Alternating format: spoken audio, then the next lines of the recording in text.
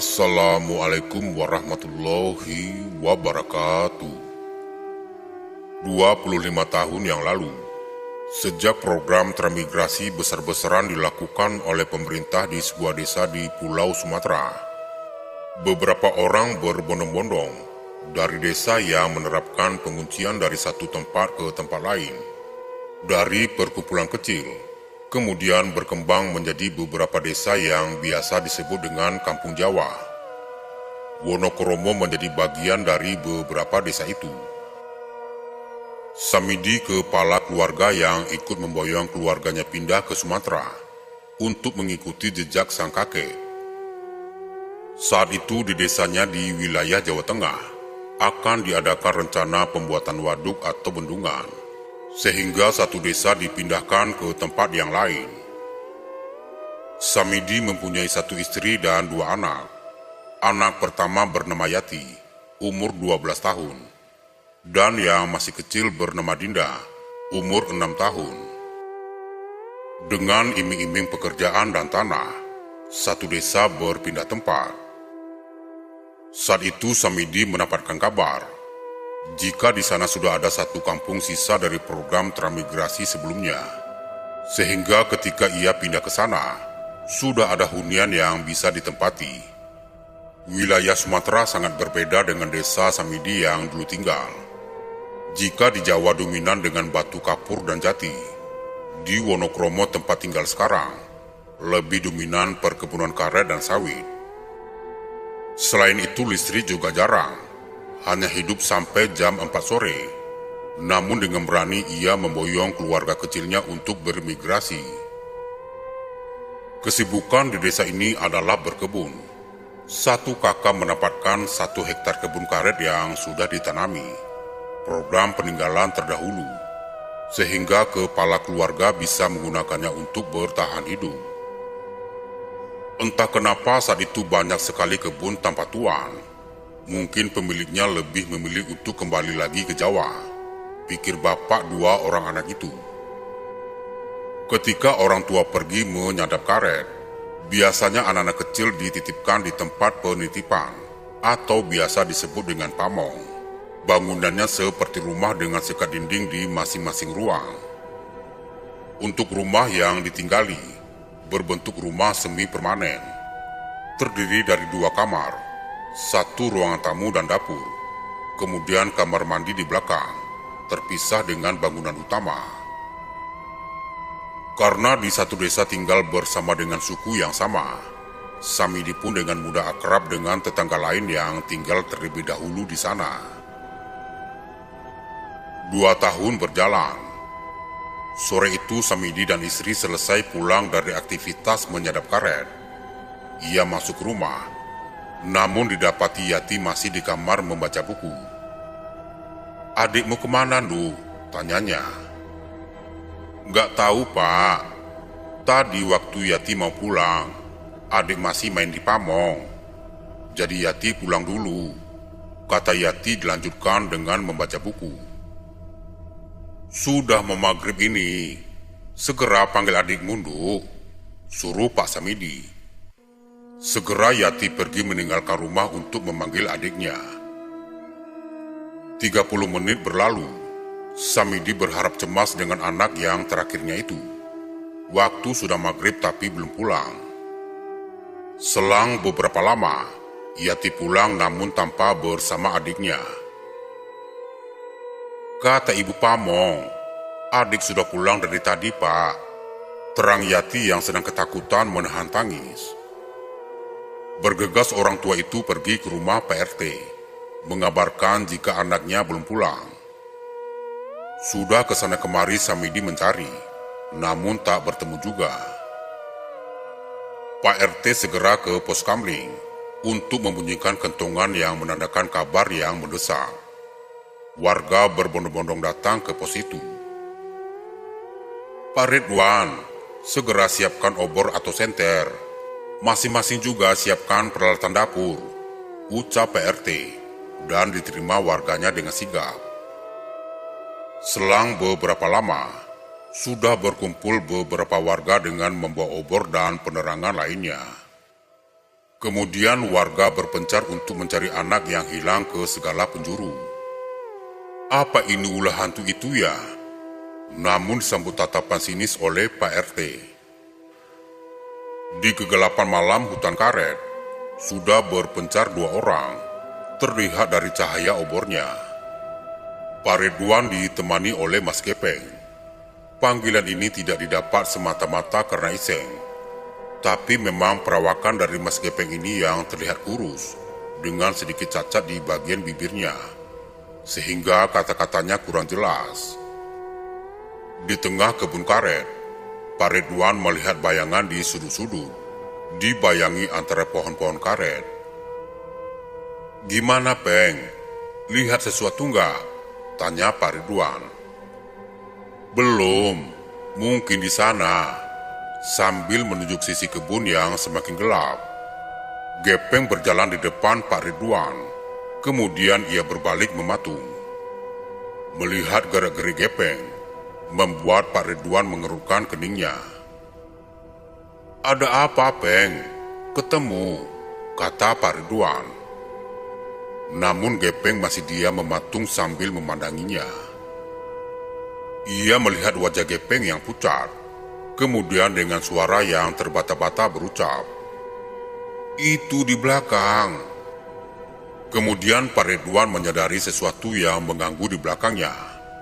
Saat dia menoleh, terlihat sosok pocong yang sudah berdiri di bawah pohon karet, melihat kedua orang itu dengan kapas yang masih menutupi hidung dan mulutnya. "Lari!" teriak Pak Ridwan. Di sisi lain di suatu tempat terdengar suara, "Ini ketemu." Kemudian berbondong-bondong warga menghampiri asal suara tersebut. Terlihat anak kecil di bawah pohon karet sedang memeluk boneka tertawa cekikikan, seperti sedang bermain. Pak Samidi menghampirinya sambil memeluk serta menangis. "Dinda!" tangis Pak Samidi kemudian menggendongnya. Ia melihat Dinda membawa boneka yang terbuat dari karung.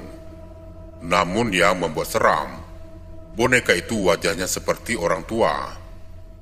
Kemudian Pak Samidi dan warga pulang dengan membawa Dinda yang masih memegang boneka itu. Keesokan paginya, Pak Samidi pergi ke rumah Pak RT yang bernama Pak Dadang. Pak Dadang menyambut tamunya itu dengan menyuruhnya masuk. "Pak, saya kepikiran tentang masalah Dinda," terang Pak Samidi. "Kenapa dengan Dinda, Pak?" kata Pak Dadang penasaran. "Dinda setiap malam tidak bisa tidur, Pak.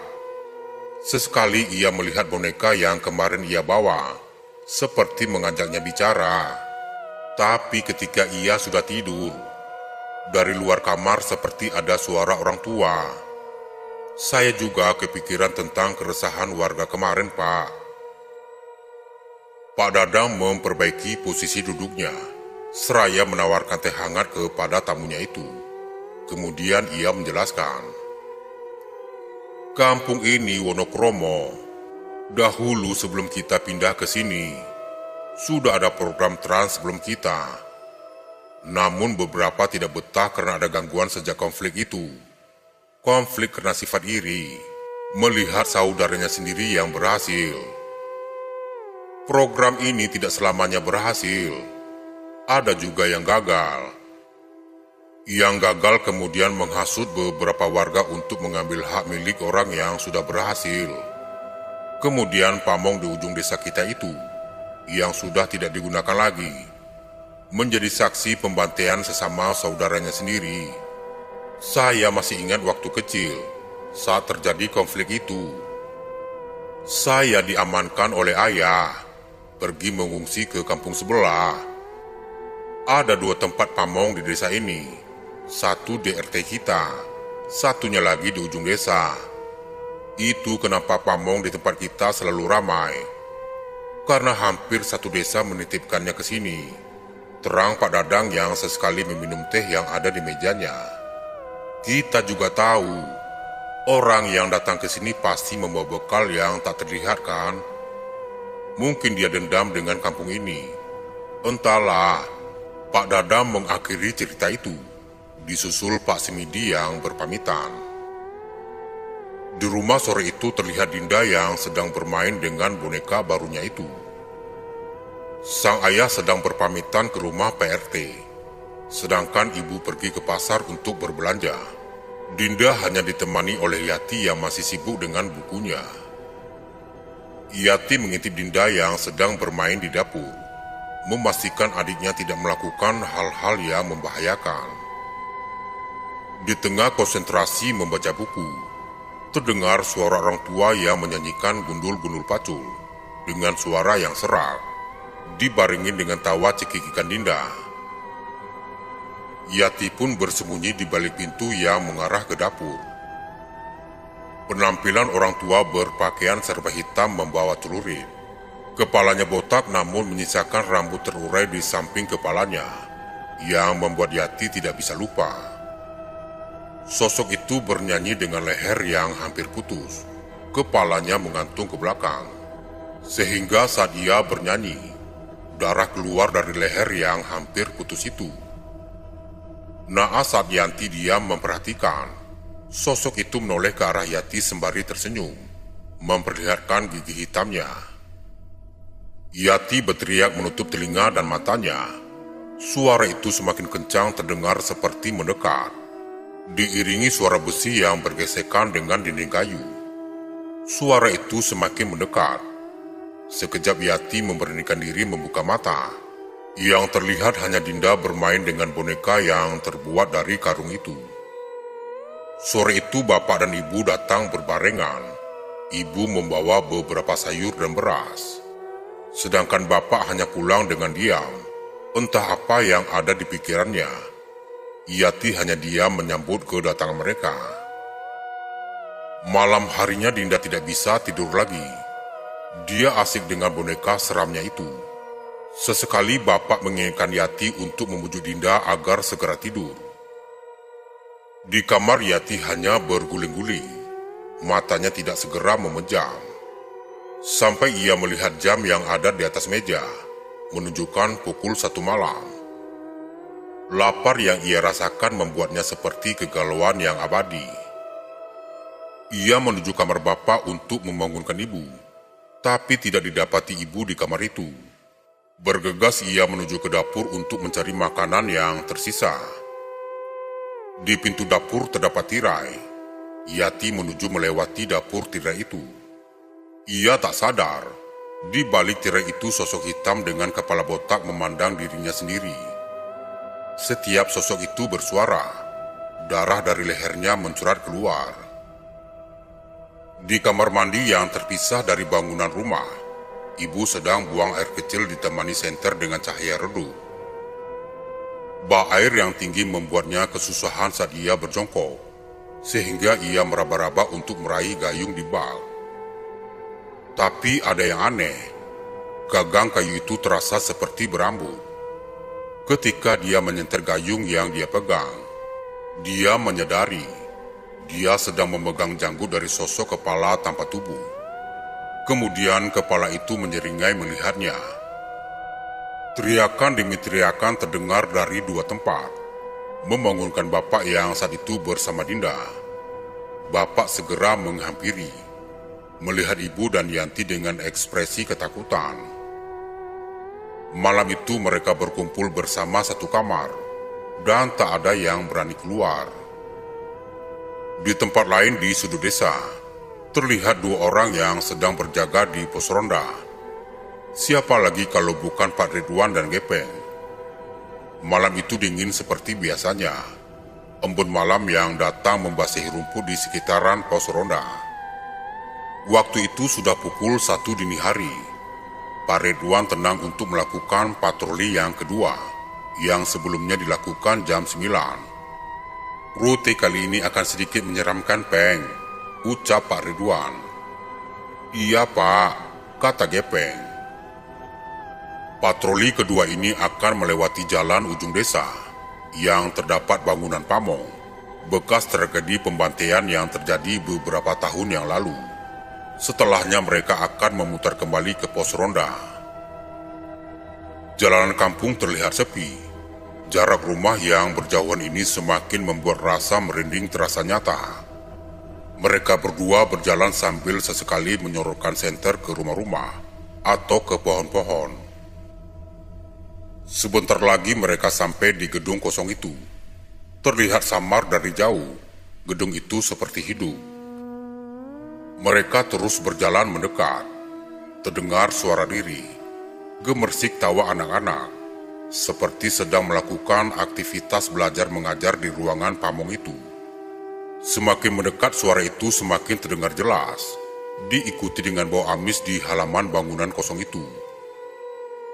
Pak Ridwan bergeri-geri, mempercepat langkah kakinya. Namun ia melihat Gepeng yang sedang berdiam diri di belakangnya. Senter yang ia pegang terjatuh. Gepeng mematung dengan bola mata ke atas, sembari tersenyum menyeringai menatap Pak Ridwan. Segera ia berlari, kemudian mengetuk semua pintu rumah warga, mengabarkan Gepeng yang sedang kesurupan. Tak lama warga berbondong-bondong untuk melihat Gepeng yang masih berdiri di halaman bangunan kosong itu. Ia menggelepar seperti ikan yang lepas dari kailnya, memandangi semua warga yang berkerumun, termasuk juga Pak Ridwan.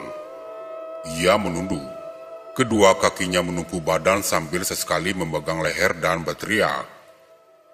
Selang beberapa lama Gepeng terdiam, badannya tersungkur jatuh lemas. Warga segera memotong Gepeng. Namun saat warga mulai mendekat, terdengar suara teriakan Pak Ridwan. "Kalian harus meninggalkan desa ini. Sebentar lagi waktunya akan tiba." Kemudian Pak Ridwan terjatuh. Warga segera melaporkan kejadian ini kepada PRT. Pagi itu warga mulai beranjak untuk memulai aktivitas pergi ke kebun. Berita tentang Gepeng dan Pak Ridwan yang kesurupan semalam segera cepat menyebar tanpa melalui aba-aba. "Kenapa harus meninggalkan desa?" tanya Pak Darmin kepada pengunjung warungnya. "Mungkin PRT dan Pak Semidi yang tahu," kata Bagio menjelaskan. Hari sudah beranjak sore. Terlihat dari jauh warga sudah berbondong-bondong untuk menyelesaikan pulang dari kebun, termasuk Pak Semidi. Sore itu dia menyempatkan diri untuk berkunjung ke rumah PRT. Kejadian yang dia lalui semalam menyimpan tanda tanya dari benaknya. Terlihat PRT yang sedang menyiram tanaman, mempersilahkan Pak Semidi yang baru datang untuk masuk. Tanpa sungkan Pak Semidi lalu masuk. Kemudian dia bercerita tentang kejadian yang menimpa keluarganya. Dalam hatinya masih berpikir apakah ada hubungannya dengan boneka yang Dinda bawa kemarin. Pak RT duduk sembari menjelaskan. Di raut wajahnya juga terlihat cemas, karena kejadian malam itu seperti membawa teror yang dirasakan warganya. "Pak, kemarin keluarga saya diteror sosok itu lagi. Pria berpakaian hitam seperti yang Bapak bicarakan kemarin," ucap Pak Semidi. Pak RT segera pergi ke belakang, kemudian mengambil album foto yang nampaknya berdebu. Dibukanya album itu, terlihat foto 13 pria yang sedang berjejer menggunakan baju lurik. Satu orang lagi menggunakan pakaian serba hitam, dengan kancing bagian dada yang terbuka. "Kakekmu juga teman ayahku dulu, termasuk Karman." Entah bagaimana, tiba-tiba terjadi keramaian di halaman pamong. Di situ sudah ada kakekmu dan ayahku. Sekilas aku melihat mayat yang tergeletak di tanah bersimbah darah. Kemudian ayah menutup mataku. Samar dari celah jari ayahku, aku melihat mayat itu berdiri dengan kepala hampir terputus, berjalan menuju kebun karet di perbatasan desa. Warga yang melihat hanya terdiam, tidak berani mendekat. Aku mendengar percakapan ayahku dan kakekmu tentang ilmu yang diamalkan Karman. Ilmu yang membuat jasadnya tidak bisa mati jika tersentuh dengan tanah. Tak ada yang bisa tahu jika ilmu yang sudah punah itu bisa kita lihat dengan mata kepala sendiri. Kau mungkin tidak percaya dengan ceritaku, Tapi itu kenyataannya. Setelah kejadian itu, tidak ada yang tahu jasad Karman. Warga desa percaya, jika ada orang yang mati, jiwanya akan mengisi benda yang menyerupai manusia. Bisa jadi jiwanya akan masuk ke dalam boneka. Boneka, potong Pak Semidi. "Sebentar Pak, aku pulang dulu," kata Pak Semidi dengan wajah yang panik. Sore itu di ruangan depan, Yanti sedang membaca buku ditemani Dinda yang sedang asik bermain boneka seramnya. Di tengah asik membaca buku, terdengar suara samar memanggil namanya. Suaranya berat seperti orang tua. "Yanti!" Ia menoleh ke kamar. Namun saat ia menoleh lagi ke bukunya, di belakang sisi buku itu, mengintip tangan keriput dengan kuku hitam yang panjang, menggenggam tangan Yanti yang masih memegang buku. Ia berteriak kemudian berlari ke kamar mandi untuk memanggil ibu yang sedang memandikan Dinda.